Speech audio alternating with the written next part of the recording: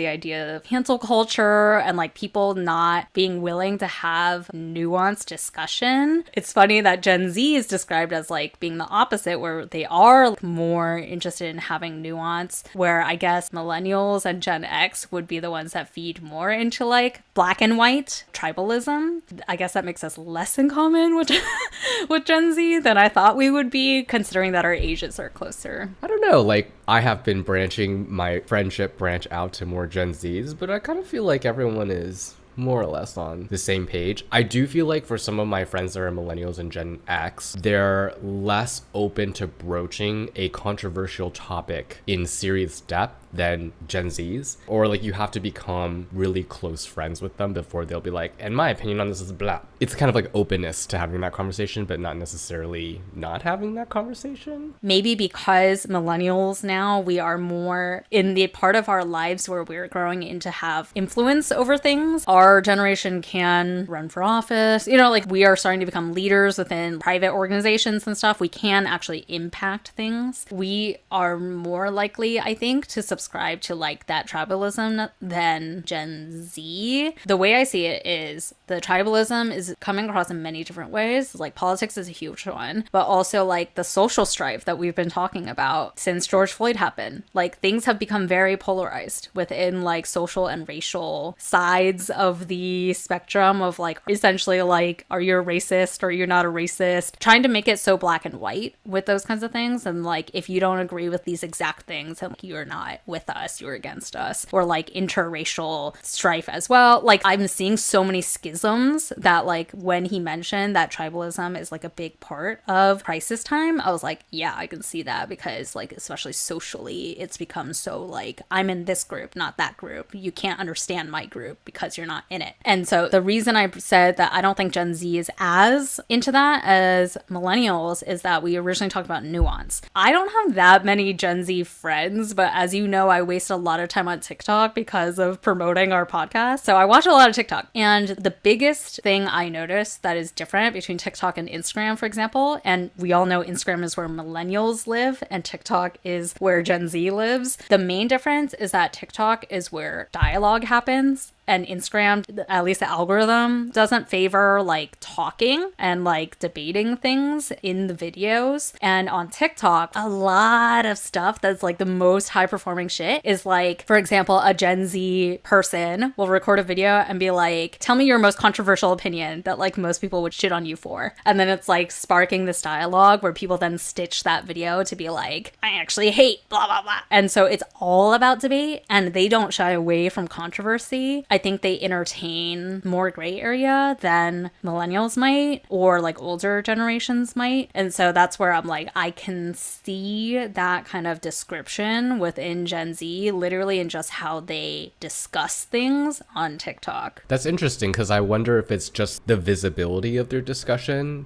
as a function of the mechanism by which they have the discussion. Because I would never have a serious discussion with anybody on social media, right? I don't know how serious the discussion is, but like they are sharing things about themselves that may or may not be consequential to their daily life. And that's like something I wouldn't really do. Like there are similar threads on Reddit where it's like, what's the most controversial opinion on this and that? And like people have that kind of like discussion, but I personally don't participate in it. I'm not representative of everyone in the millennial generation, but I also don't have like really visible social media driven conversations around anything that's substantial. Well, that's something we've talked about previously, which is that even though millennials are often associated with being like really technologically savvy, Gen Z is the first generation that like literally grew up on the internet. There was no pre-internet life for them, versus we knew that like dial-up transition phase. We remember the days without internet. We've talked about before that Gen Z is so comfortable with social media that it is like an extension of real life for them. And TikTok versus Instagram is like a really important, I think, division of that, because Instagram is still acknowledged to be more of like your fake reality of like when you're trying to present like the best part of your life, versus TikTok is where people are real. Like a lot of people, and I've done this as well, post real conversations on there and they don't have makeup on. They like look like as shitty as possible, because it's like their real self and they are sharing like legit things about their lives. And it's not weird for them to do that. It's not that weird for them to think that you can build community within like an online platform. They're not afraid of talking about things that might be controversial and kind of like instigating that kind of dialogue. Yeah, I don't know if it is that they are more open to have that conversation. I'm trying to point to the fact that it's just their conversation is more visible by nature of the fact that it's happening on social media. But I feel like you could have similar conversations with your friends. You just wouldn't have that on social media necessarily. But that's a question. Do you have those kinds of conversations with your friends? Like controversial conversations. I think I have very few friend circles where it's like kosher to bring up controversial topics. That's the thing, is I don't like it's not broadcast in that manner, but that doesn't mean that the conversation doesn't happen. I think it's just like the volume of the conversation. Maybe like I don't broach that topic with all of my friends the way that someone might do that on TikTok, where it's like just